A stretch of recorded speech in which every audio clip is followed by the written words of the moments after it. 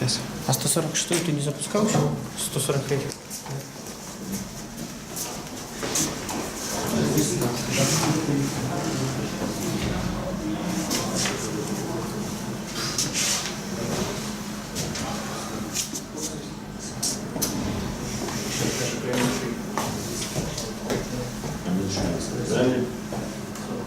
Мы там сразу. Вывоз. Да. Yeah, but the protein is В not смысле, вы Георгий. Да. the protein is not keratin. Keratin is a protein you find in the air meat and also in the soil of your feet and also here. You see, it's composed of keratin.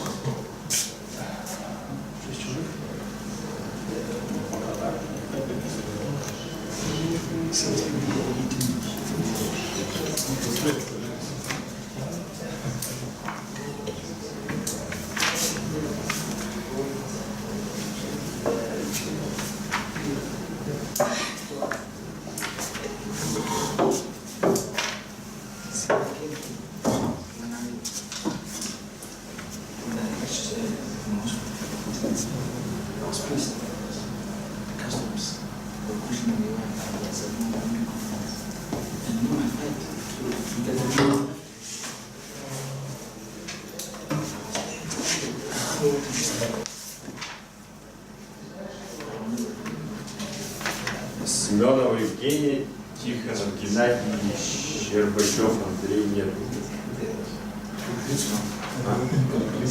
Ну а что делать, если 10? Это Витя и Баумак. Все, ты иначе. Что, с Бауманом хотели, что я могу... Давай я научу. So let's begin the next section. It's called biomedical engineering, and you get 10 minutes for your talk and 5 minutes for the questions. And first speaker, Foka Karipus Tebe, that's right? Yeah, okay. So Occupation. that's fine.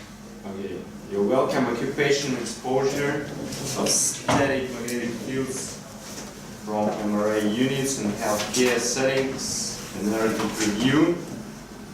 So you're from University of the Atlantic.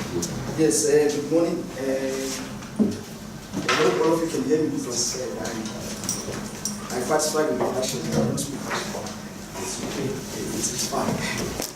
So I come from South Africa in the university called the University of Johannesburg. So my background is exposure science. So in exposure science, we are basically investigating human exposure from environmental insights. So one of them can be radiation either from ionizing radiation or radiation is entitled occupational exposure to static magnetic fields from your magnetic resonance imaging units in the healthcare settings. So it is a narrative review. The purpose of the presentation is to provide an informed discussion on how exposure to static magnetic fields from your MRI facilities has now attributed to health implications that have been suffered by healthcare workers in so many decades. So these are some of the things that I'm going to cover in that presentation. Of course, I'm going to orientate the entire presentation with the background.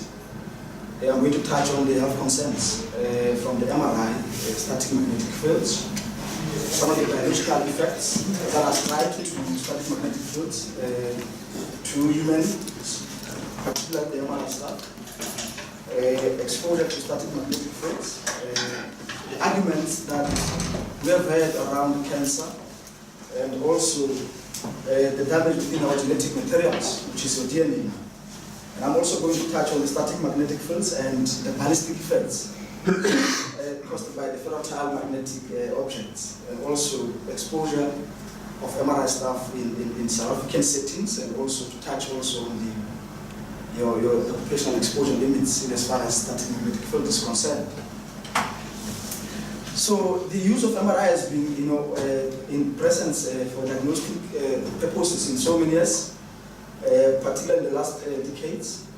It has been used now to diagnose the entire whole body and to produce the internal image. And the use of MRIs has been of significant importance. So the recent developments in the MRI have resulted in exposure of MRI staff to increased static magnetic fields. And also, in extreme cases, the exposure of MRI staff may be equivalent to what patients in the MRI facilities are exposed to. Many patients are exposed to 1.5 T. The workers are also exposed to 1.5 T of static magnetic fields in cases where now they have to help patients suffering from severe medical conditions and small babies. So the increased risk of safety accidents amongst your maintenance engineers have also been reported as being attributed to such particular exposure. So literature on the long-term health consequences, it's quite non-conclusive at the moment and cannot be ruled out that exposure to static magnetic fields cannot result in long-term health implications, because it has been shown that indeed it causes transient health implications. So this was based on the view that an effort has to be put in place to discuss the health effects of exposure to MRI-related fields, as well as the effects on pregnant employees, safety conditions, exposure limit values as stipulated by international bodies. So MRI, static magnetic field is a health concern. As we say that MRI exists in different forms. It occurs in the form of 1.9, 1.5, 5 Tesla, 2, up to 9 Tesla form of strand fields and produced during imaging. And the strength is quite dependent on the size of the magnet. So majority of the MRI units with a magnetic strength of 7 Tesla and above are mainly used for clinical research, mainly in Netherlands, while 1.5 and 3.0 are mostly used in South Africa, public hospitals for medical diagnostic purposes. So in many instances, epidemiological studies suggested that the static magnetic fields produced by MRI scanners can produce detrimental health effects to human health, and also they are accounted for what we call transient health symptoms amongst MRI staff, and such particular effects ought to be investigated to make valid, conclusive scientific conclusions. So the health consequences related to the use of MRI have never been a major concern before, until many studies on cancer measured the MRI-related electromagnetic fields produced by MRI to diagnostic purposes. So there is also a little to limited knowledge on the health effects of exposure to static magnetic fields, and also what we call radio frequency energy that has been emitted by RF transit coil from the MRI scanners. So healthcare workers in hospitals are constantly exposed now to static magnetic fields. They're also exposed to what we call time-varying electromagnetic fields, because if we have a permanently present static magnetic field in the room, then we subsequently have an induced time-varying static magnetic fields. So we also have exposure to radio frequency energy, which is quite infrequent because it is only present during the scanning of patients. So we are saying that in many instances, radiologists and nurses who operate particularly 1.5, 3.0 up to 7 TMI scanners are exposed to high levels of static magnetic fields surrounding the scanners, and the symptoms that we have investigated over the years. And also, one of the studies that were informed by this particular review, we have identified that many patients, radiologists and nurses, they suffer from severe headache. And one of the most reported frequent transient health symptoms was vertigo. They also suffer nausea, and they also experience metallic taste in the mouth. And illusions of movement were also reported in this particular study. So there's a common issue also amongst the clinical personnel, because when they move around the magnet ball, they tend to now to experience these types of health consequences. And many studies have reported that the exposure of MRI technicians to electromagnetic fields from MRI scanners have emphasized that symptoms are related to the strength, meaning the higher the strength of MRI scanner, the more prevalent symptoms you would get. And that is also dependent on duration as well as what we call the intensity of exposure, frequency of exposure. So literature in many instances suggests that exposure to static magnetic field can also affect what we call visual perception. It can also affect neurobehavioral patterns as well as the ocular reflexes. However, in 2012, it started visual perception, hand-eye coordination, and effects on the balance amongst MRI staff who were exposed to 7 Tesla magnetic stray fields. Were also reported in one of the studies conducted in the Netherlands. So vertigo, in many instances, is one of the most frequent health symptom that has been caused by static magnetic fields, and it has been reported mainly by cleaners, radiographers, as well as nurses in the MRI facilities. We also have headache and insomnia that have been reported as headaches that tend to last for a few minutes after the exposure scenario. So many studies have also reported insomnia as one of the symptoms that can outlast exposure by a night, meaning if employees are exposed now, insomnia can last for about a night following the exposure scenario. So we also have studies conducted by Bongas in the Netherlands, where they studied the long-term health implications of exposure to static magnetic fields and the development of what we call hypertension amongst workers manufacturing MRI devices. So there was a strong or significant association between exposure and the risk of the development of hypertension among those particular workers. And they also observed some of the confounders that could affect the results, which was your alcohol, BMI together with smoking. And it was noted that such particular confounders were not affecting the results. However, what affected the result was the intensity of exposure. So exposure to high fields MRI, static magnetic fields, could result in what we call cumulative harmful effects. And in exposure science, we have synergistic effects or chronic exposure effects amongst MRI workers. So this presents now what we call the possibility of long-term implications, hence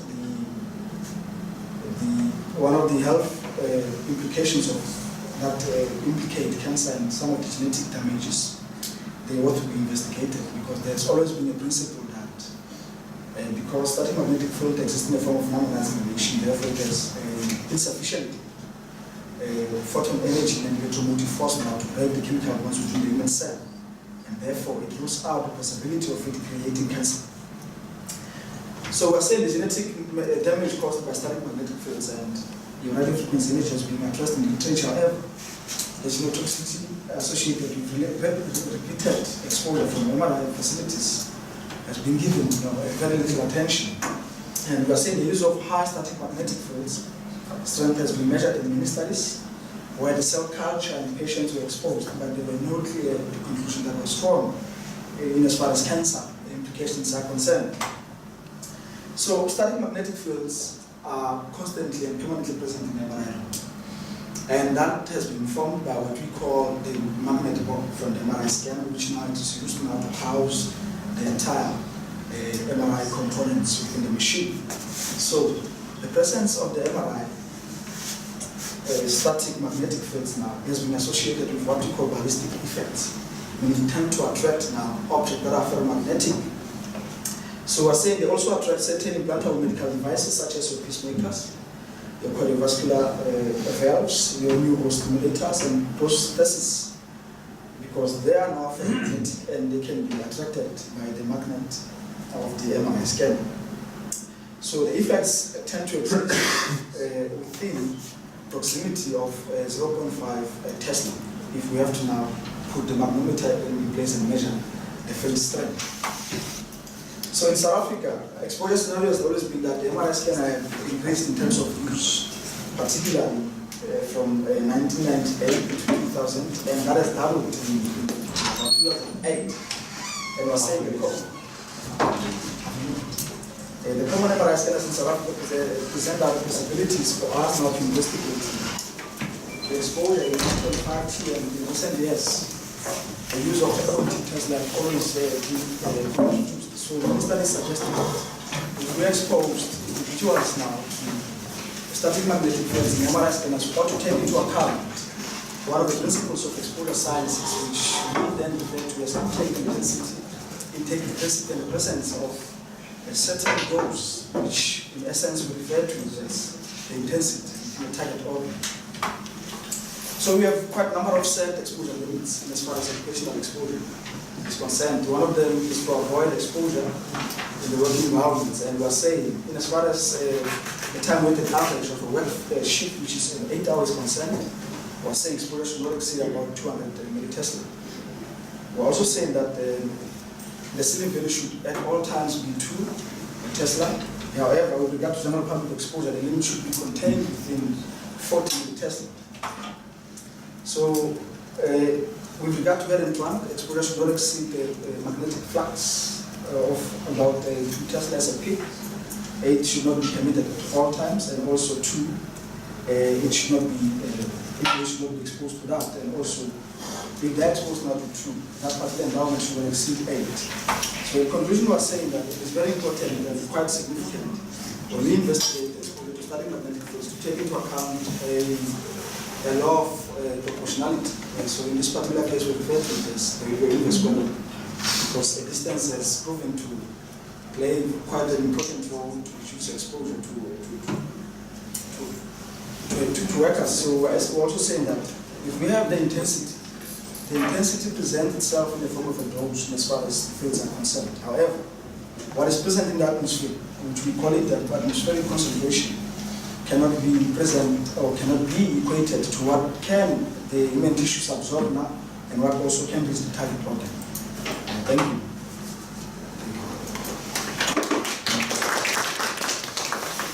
Questions?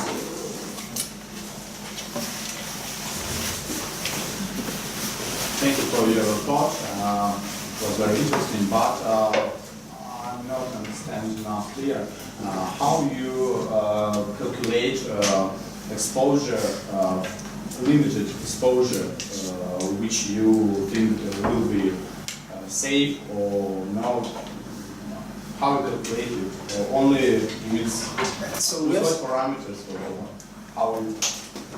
we have to many studies have indicated to say if we have the presence of static magnetic fields of this particular intensity in the environment, so the assumption has been that it can cause a certain type of ramifications. So in the presentation I've highlighted that it has been reported to cause one of the frequent nerve symptoms, which is vertigo.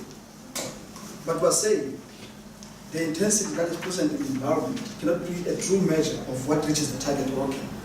So we ought now to put in place what we call your internal dose measurements to say, let us now take personal measurements and determine what is the safest level from what is being absorbed. So these are type of parameters we use. We also take into account the distance to say, if you are at this particular meter, what is the exposure? If you are looking far away from the source of exposure, what then could result as an exposure? Okay. And the next step, I think it will be interesting to prepare some recommendation for control dose or for preparing working place as much safety as possible. Is it target or it's a goal or no? Okay, so it's a goal. It's a goal to put some appropriate, reasonable, practicable control measures in place. But however, it is quite challenging to put control measures in the MRI because if you have a magnet, so static magnetism is always present. So, but all we do to come up with appropriate controls. Yes. Yes.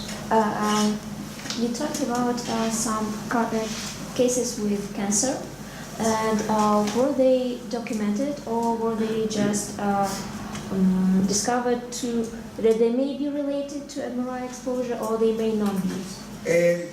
The argument I was raising here is, well, we have studies, but the conclusion was not yet valid to say there's the concurrent cancer. Okay. Because if you look into some of the properties of your analyzing radiation, which is static magnetic fields, it simply tell us that there is insufficient electromotive force to cause some breaks within the chemical bonds between amino acids in the body in order to present the cancer cases. So it is impossible, quite impractical for static magnetic field to create cancer in the immunity. Okay, and are you planning on studying only short-term effects the dose limit to prevent short-term effects or also the long-term effects? So the idea is to characterize what we then refer to as transient health implications, which are short-term health effects. From there, we then move to see whether these particular short-term health implications now can further move to long-term health implications. Yes. So that is the idea behind the project. So are there any studies by the cellular level of the cancer? For example, the experiment when you put the cell and is the field and what the result of this Yes. So there was one study where they used experimental rates, not on they exposed experimental rates for about 1,025 Hz of radio frequency, which is equivalent to a GSM modulation, but they do not use your static magnetic fields. And what we have observed from that particular study is they tend to develop your heart tumors. But the challenge is we cannot extrapolate the effects that are present in experimental rats or experimental animals into human beings, because the entire human makeup and genetic materials of the entire human are quite different to the ones of animals. So it's quite a challenge. Thank you. Any questions? Do you know something about some statistics of occupational exposure and its consequences, such as cancer, whatever, in the doctors who are working with this equipment? Well, Any statistics? We do not have a present moment and that the exposure to static magnetic fields can cause cancer, based on a principle that it works on a factor that it has insufficient electrolytic force to actually cause genetic material to damage within the individual. Therefore, it cannot present cancer at all. So we do not have statistics, either from one of the major studies or major authors from the Netherlands. Also in South Africa, we do not have statistics to say it can cause cancer, based on its characteristics, that it has insufficient electrolytic force.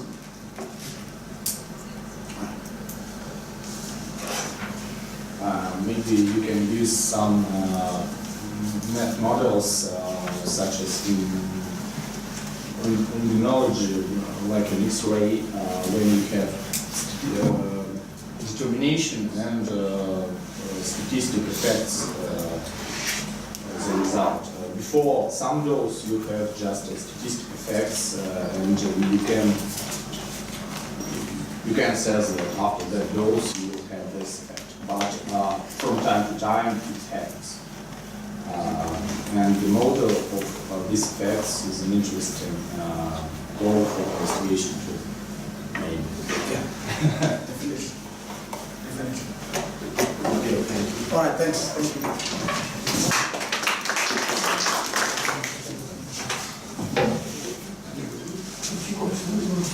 Next speaker is George from Moscow State Technical University. And the talk is called Computational Modeling of Electroaerosol Flows for the Treatment of Burn Injuries. So again, we don't have three speakers today, so we've got about 5 minutes. Okay, well, my name is Dimitri George, and the theme is computational modeling of electroaerosol flows for the treatment of burn injuries. Burn injuries are one of the most important modern social and medical issues due to its prevalence, high death rate, and considerable rate of temporary inability of walking and primary disability. Extensive burns cause huge losses of blood and weakness of the body, therefore making a sick man vulnerable to the infections which lead to inflammation. Electroaerosol therapy is one of the methods of burns treatment. Exposing the burn wound to negatively charged medical aerosol particles on unlike pharmacological methods, electroaerosol therapy is less toxic and dangerous to the body, and it's considered to be effective in the burns treatment and allow considerably lower the dose of medication of the under the effect of the negative charge, the improvement of observability and the pharmacological properties of medical aerosols occurs. It is known that thanks to negatively charged medical aerosol, the perfusion is increased, that helps with the regeneration of the human body. Moreover, electroaerosols have a distinct bactericidal effect. They are able to inhibit the growth of various bacteria and fungi. The developing device for electroaerosol therapy operates in the following way. Particle flow from aerosol generator goes to the walk-in chamber through the vent,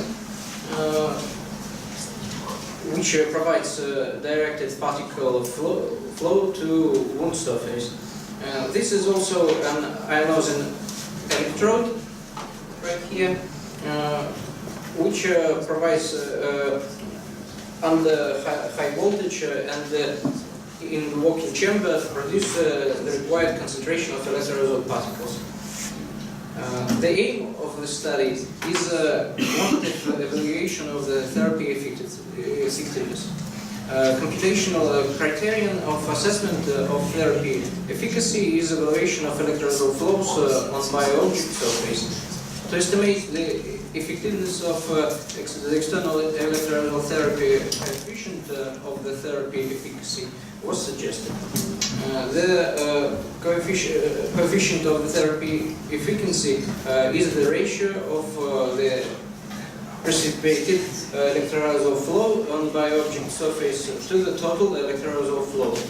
To achieve the same problems presented on this slide have been solved. The geometrical model of the device walk-in chamber shown on the slide has been suggested.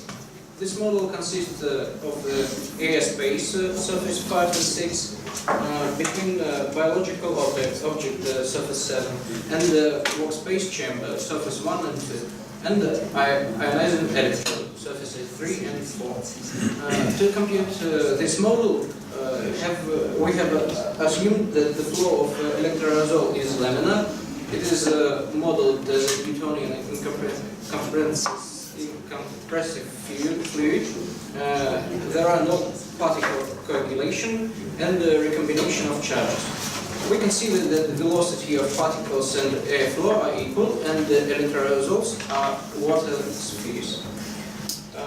Flow rates of electroaerosol in the workspace were computed using the following equations. Fix convection and diffusion, Navier-Stokes limit flow, electrostatics, and the equation of forces affecting particles in the air flow were used. Newton's law, friction force, Brownian force, electrostatic force, and the gravitational force.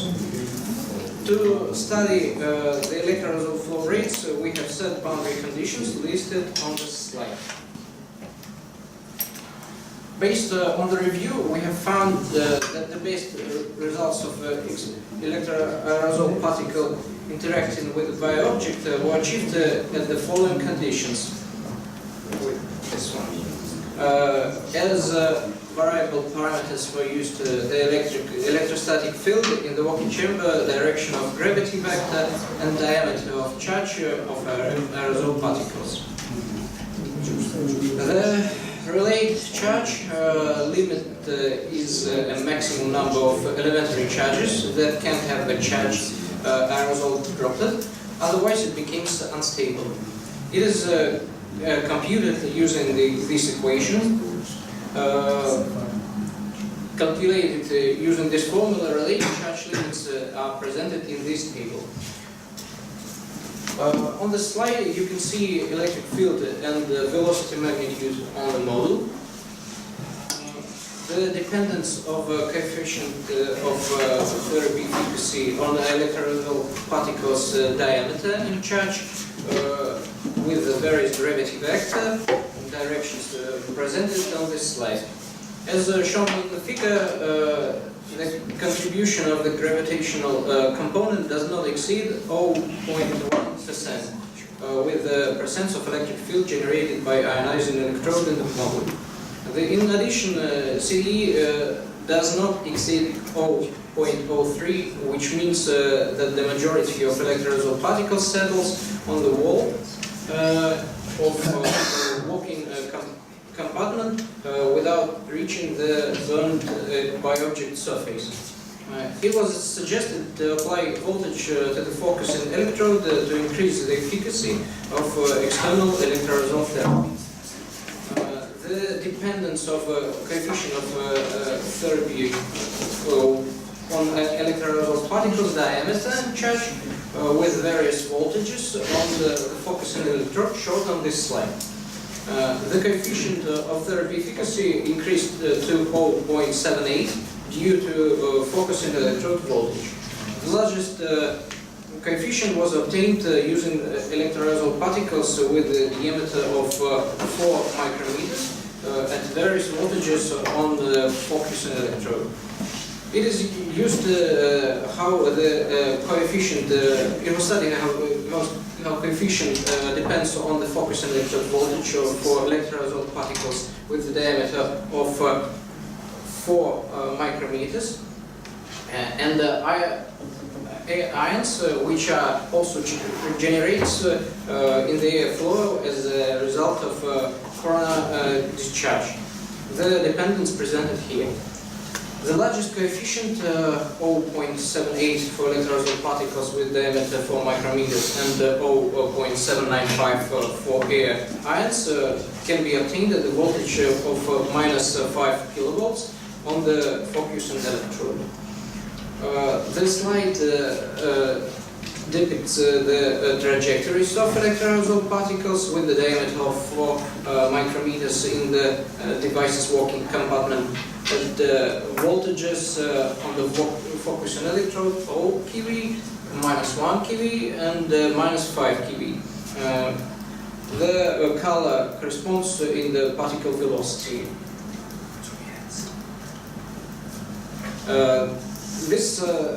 As a result, parameters providing maximum efficacy of the chamber during electrolyzed therapy were determined.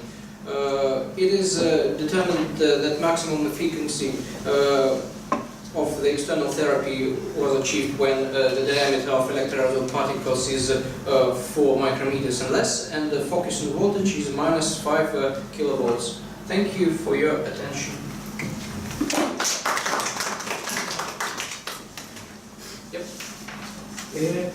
I actually understood your presentation, but I just want to put only one question. So I want to understand the model that you talk about here. Is the model based on the existing device? It is proposed to use the working chamber like this to focus electroaerosol flows exactly on bio-objects. The second question would be, what type of the bend degree that particular model focus on?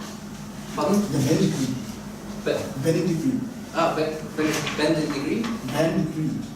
How severely a patient is bent. The degree of bend. Burn. Yes.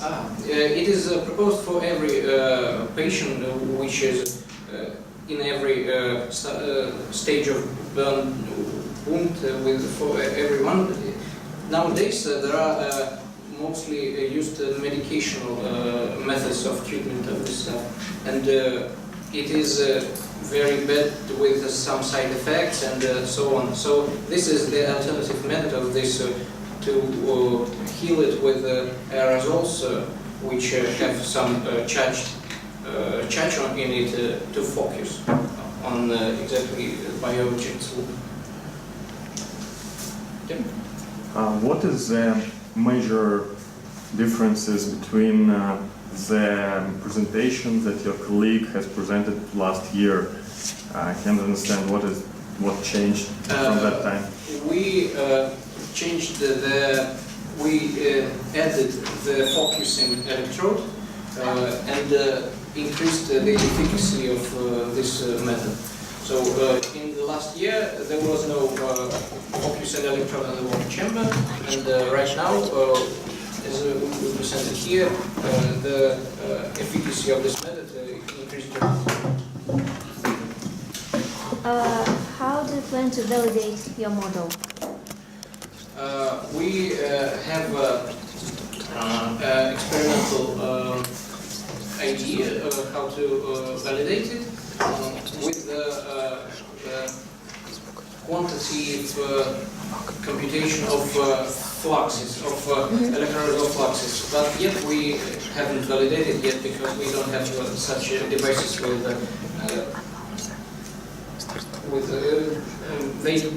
the fluxes. There are some femtoamperes and we don't have a device to count it. Sorry, yeah, directly. Okay, the next will be Professor Dashev Kambezovich from Leningrad Technical Institute, and he has 2 talks. First is information of 3 operate planning of surgical operations of abdominal organs, and the second is discussion decision support algorithm for the surgeon in pre-operative planning of nephrectomy, the ablative surgery on an arbitrary incision site. Okay. Yeah.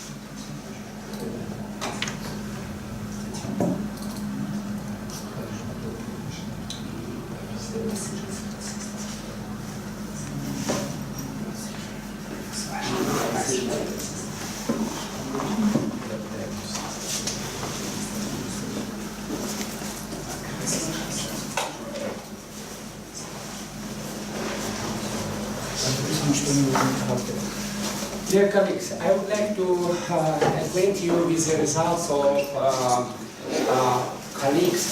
my colleagues from St. Petersburg Electrotechnical University in the field of minimal laparoscopy surgery. And our report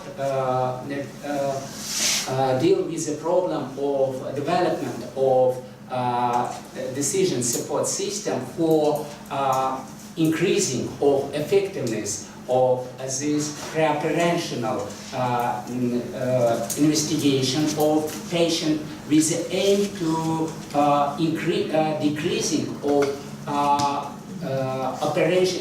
operational surgical intervention. This investigation delivered by Assistant Professor Evgenia Semyonova and Assistant of our Department of Biomedical Systems, Gennady Timokhov.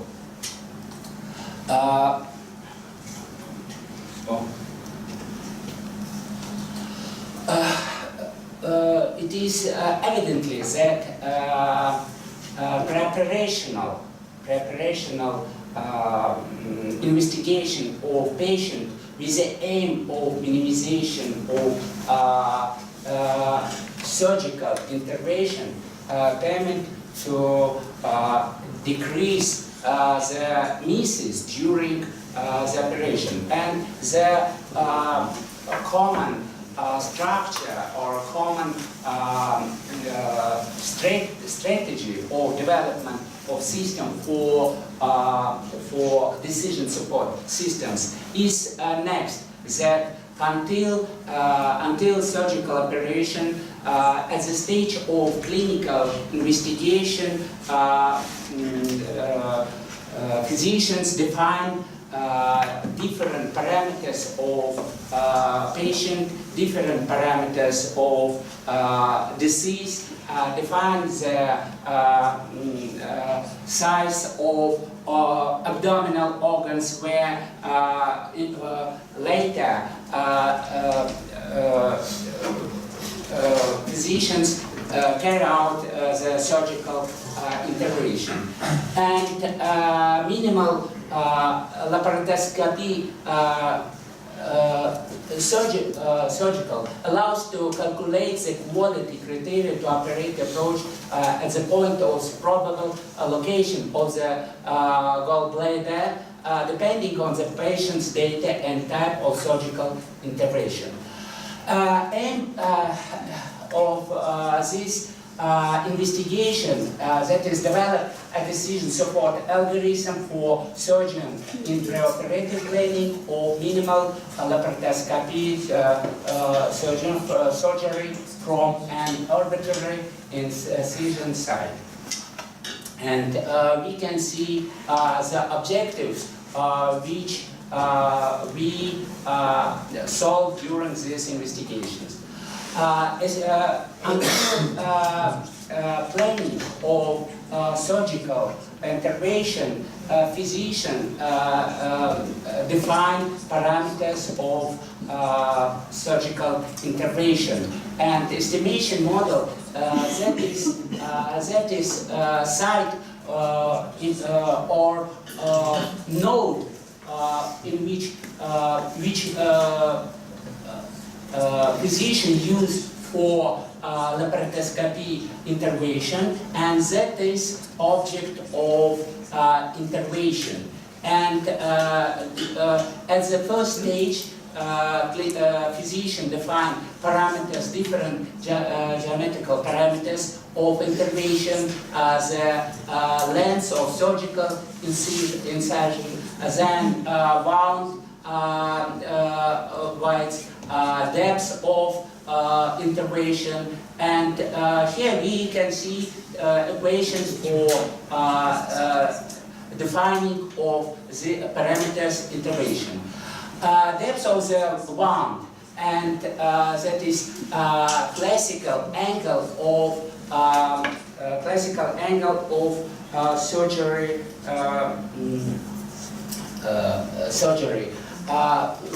We define the angle for laparoscopy intervention, and minimal angle of this intervention. Optimum, then at the next stage, physician and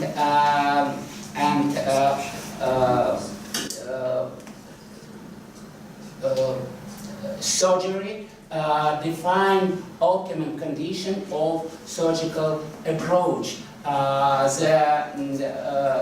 The wound of maximum diameter of wound, maximum, minimum and maximum parameters of wound, then and optimal classical angle for intervention. The set of the indicators of quantitative assessment of the surgical approach is next. We define the geometrical parameters of intervention, then radius of radial error for the probability in the plan of site, then length and planned surgical incision, and subcutaneous tissue thickness of patient. And results of the calculation, we define next parameters. The third decision support system function with next algorithm. At the start, the physician define patient data. Then at the at the stage of development of the system by we define different ways for surgical intervention by with participation of surgical experts, which suggest different decision for same surgical intervention. And the form of developed system is next, where we can see different parameters of surgical intervention, the scheme of surgical intervention, and conclusion that the results of study, the set of indicators of quantitative assessment of the operative approach from the arbitrary incision site was identified, developed decision support algorithm for surgeon in preoperative planning of minimal laparoscopy surgery, and our colleagues modified system, surgical expert system, software package, where our colleagues suggested additional modules for clarification of some parameters of interventional laparoscopy intervention. And same investigation results we receive at the next one moment. I try to. Maybe let's stop for the questions. Because Maybe, we got it yes. different talks. Yes. Okay, I got 2 minutes for the questions. Excuse me, thank you for your presentation. Am I right that for planning of the intervention you should base on some diagnostic image? Yes, yes, and I say that at the first stage of clinical investigation, a physician carry out MRT investigation, and by using of three-dimensional simulation, physician has a three-dimensional image of this object of laparoscopy surgical intervention, and then clarify the geometrical parameters of intervention and choose the optimal way for intervention. So this method works only with the MRI modality? Not only, but we use different images of tomography, maybe X-ray tomography of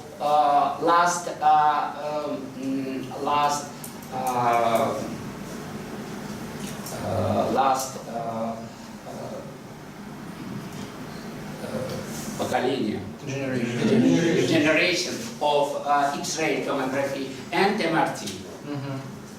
But until the aim of this preparation planning, that surgery can see real object of this patient, interventional object, and then define the optimal parameters of this intervention and try to simulate different stage of intervention for the decreasing of mistakes, and decreasing of mistakes, and the increasing of effectiveness of this intervention, minimization of time of intervention, and other parameters.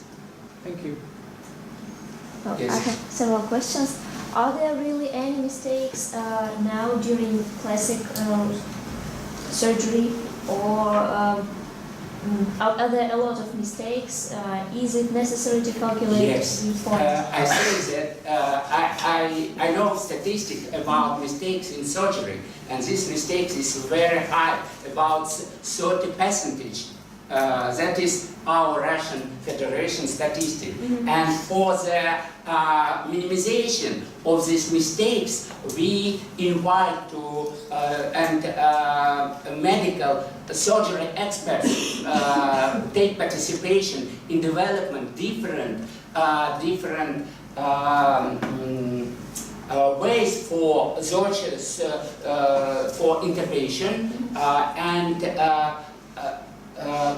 physician, when receive real parameters of patient, he can choose this certain decision which prepared by medical experts. Okay, but in the final stage, this decision will be made by the software, not by the experts.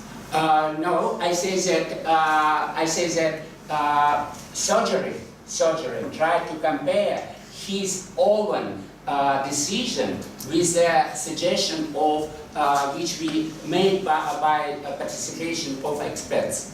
Okay. And maybe I say that some surgery with low qualification sometimes make mistake during surgical intervention, and same system permit to minimize same mistakes during, because same system use the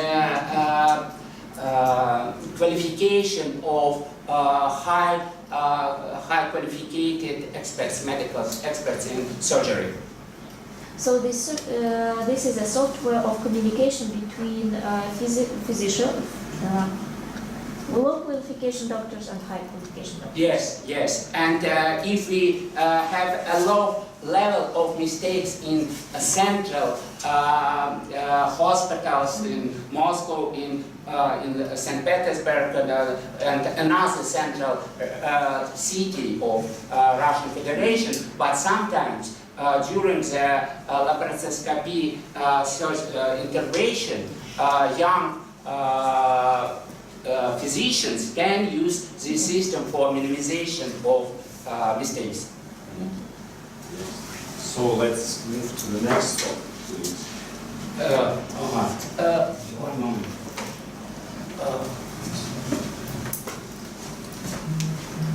And I would like to acquaint you with closely investigation, automation of preoperative planning of surgical operations on abdominal organs. First report in same field of investigation. And one moment, please. Planning of operation is a very important stage for minimization of mistakes and increasing of effectiveness laparoscopy intervention. And same aims we delivered out in this investigation to automate or preoperative planning of surgical operations of abdominal organs, and surgeon until when during the planning he investigate patients, he received different parameters, for example, images from MRT, and here, unfortunately, in this slide we can see the participation of medical experts here, but we have medical personnel which define different clinical parameters of patient, but in this stage here, medical surgeon experts take participation at the stage of development of the same system, and then after the forming of after the defining of patient's health state, surgeon conclude about the way of this minimal laparoscopy intervention. And system consists of model data accumulation, parameters of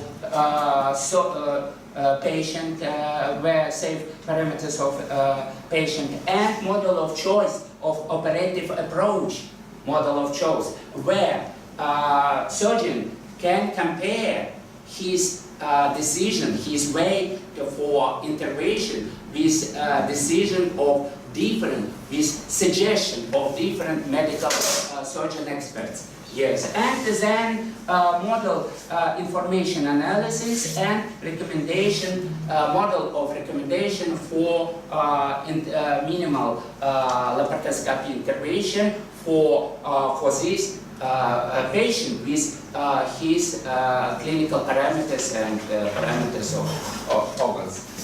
Yes, and here methods of developing algorithm decision support surgeon independent include expert survey, where the definition of preliminary system of indicators that must be considered when selecting an additional operative approach and alternative solutions, construction of three-dimensional models, dispersion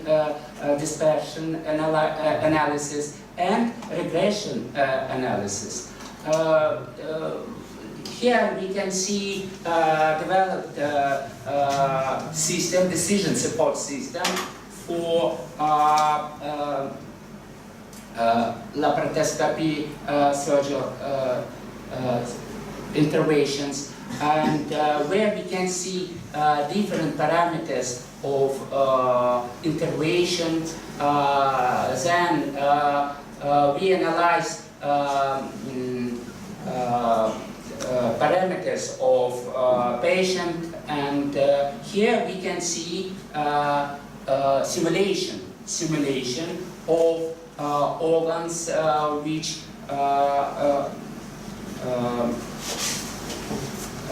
where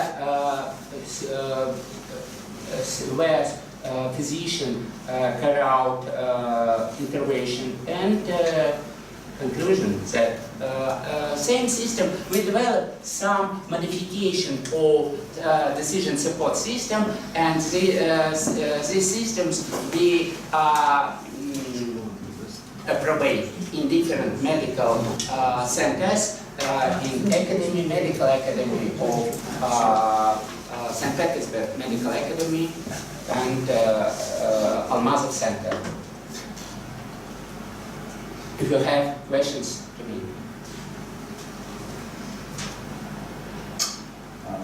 If I understand right, this system just can recommend better way, better technique for surgery, for operation.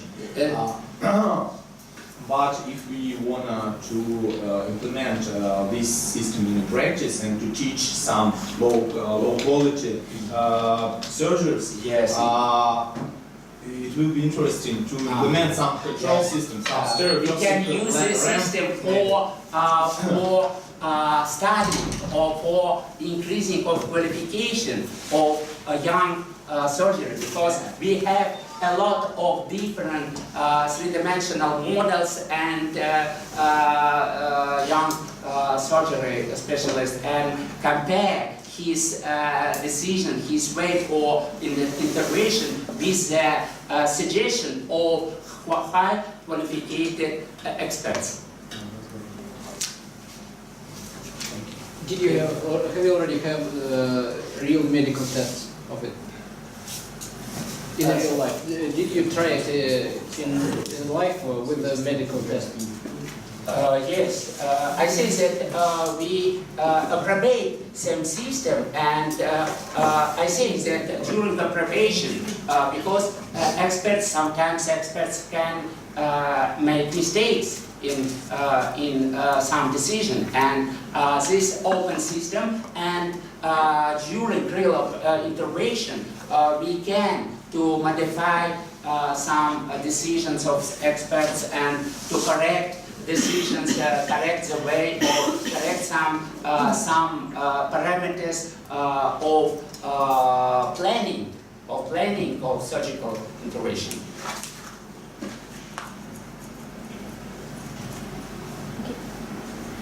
If it is a system of online guidance from these expert surgeons to surgeons with lower expertise. How many expert surgeons do you have? And where do they take this free time to consult I young see. surgeons? I say that we invite about 10 high qualified experts to participation in development, because and increasing of number of experts increase the zone of mistakes, неопределенности. Uncertainty, increasing of number of experts, and therefore we show that participation is participation of about 10 experts enough for minimization of this uncertain zone, Okay. for decision, for making decision.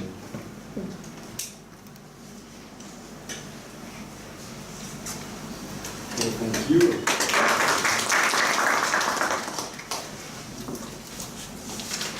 Some changes in the program.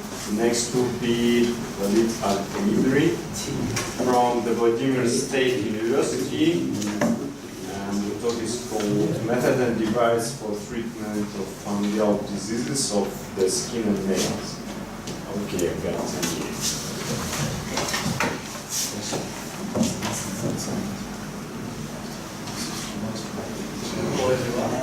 My students only didn't couldn't come today to the conference, so I'm going to present this work.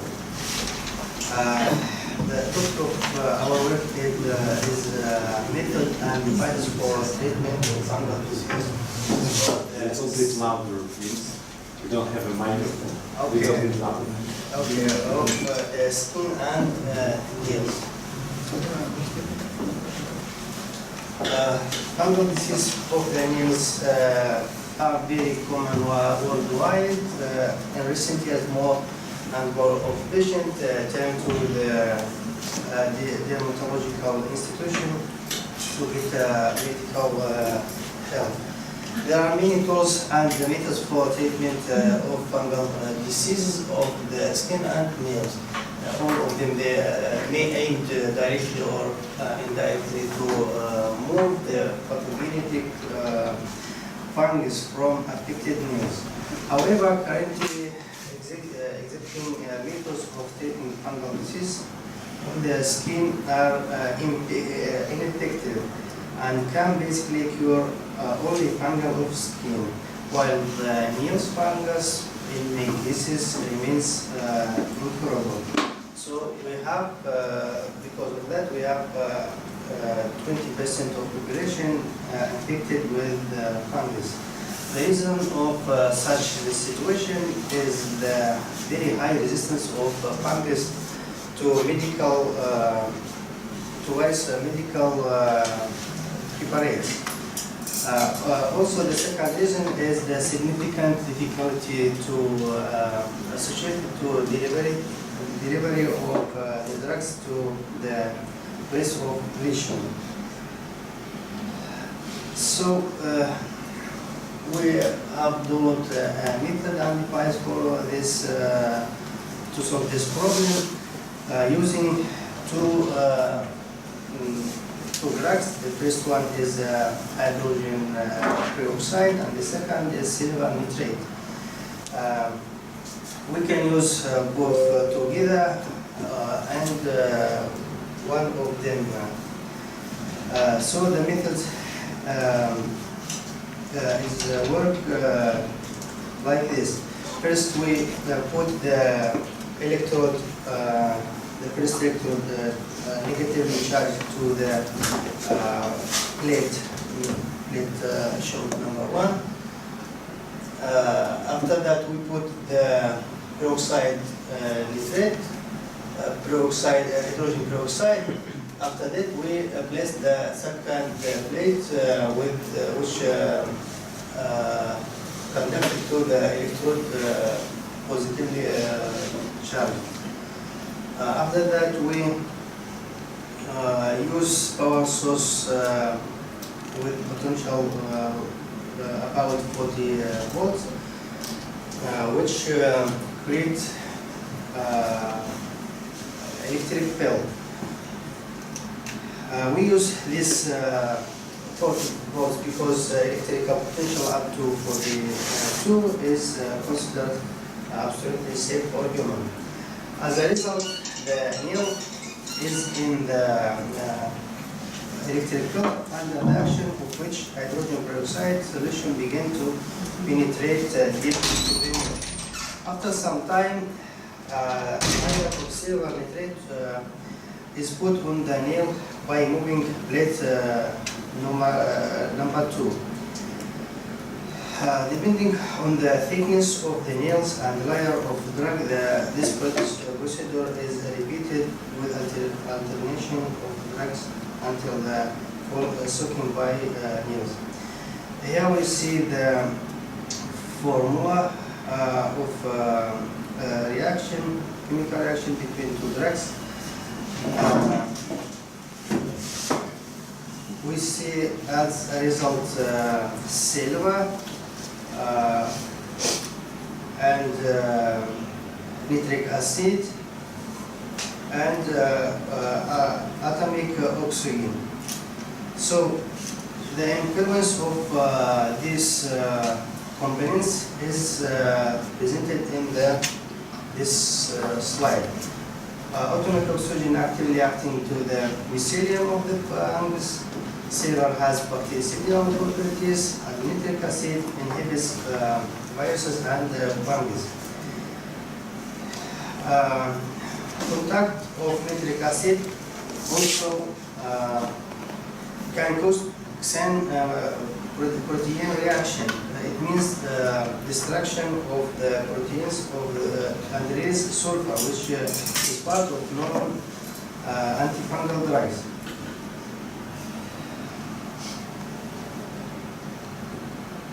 So, placing the affected area in the electrical field and using the substance in liquid phase allows deep penetration of this drugs into affected area.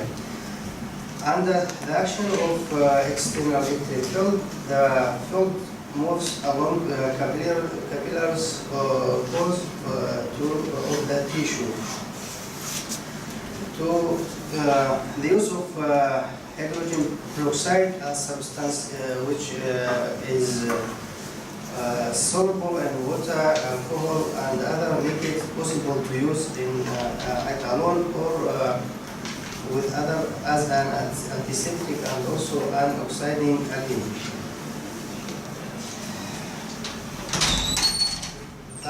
The silver nitrate allows us to use alone to separate detailed activity of pathogenic microorganisms. The implementation of treatment multi-component substance make it possible to diversify the action of pathogenic and eliminates the adaptation to any one of component. And here we in this slide, we should see the device for taking the nail plates on the leaves. Here, the negatively electrodes is placed in the path with the drugs, and the second electrode up to the needles. The principle is the same. After the end of this procedure, the nail is coupled with an air-right liquid therapy, preventing the medicinal substance from evaporating from the pores of nail. And in conclusion, we can see that fungal diseases are very common around the world, and there are a lot of methods for treating this fungus, but they are ineffective. So the use of electrical field about 40 volt can make the treatment of fungal disease is very effective. Thank you for your attention.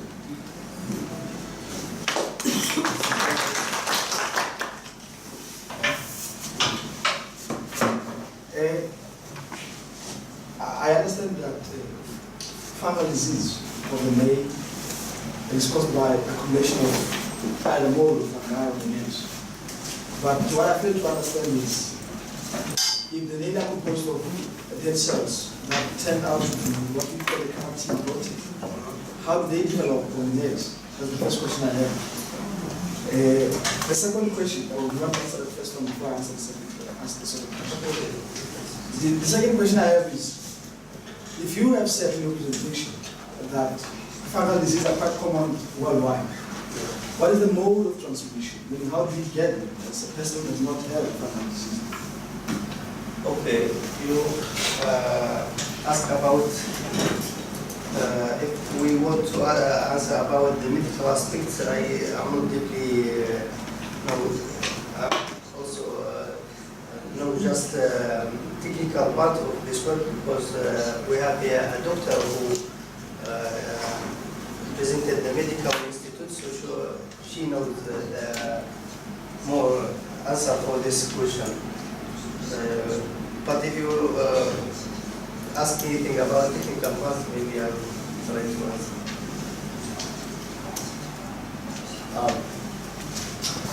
As for every medical device, we have two aspects, safety and efficiency.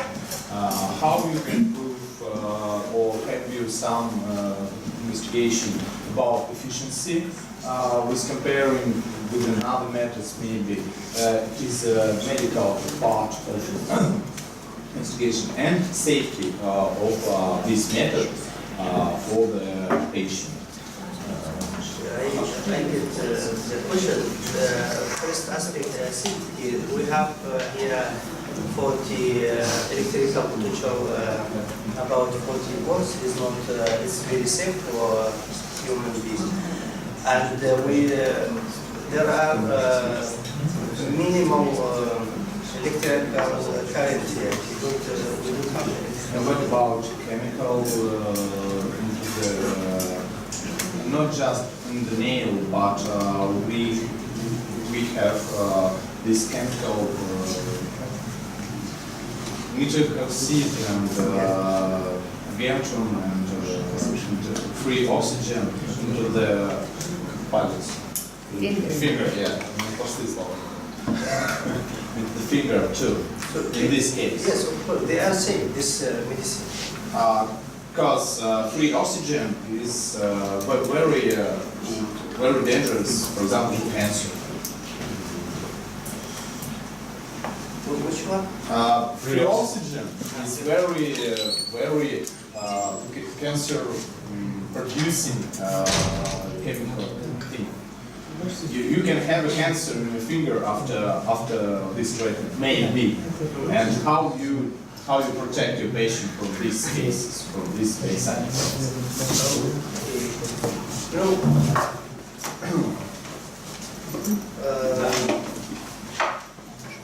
We didn't appropriate this work, this drugs yet. We didn't try it, but we are going to test all of these agents. But the work were tested from the expert, and they didn't say anything about the danger of this medicine. What? Just pay attention to the oxygen and the pharmacological. Okay. Any other questions? So, again, questions? Yeah, thank you very much.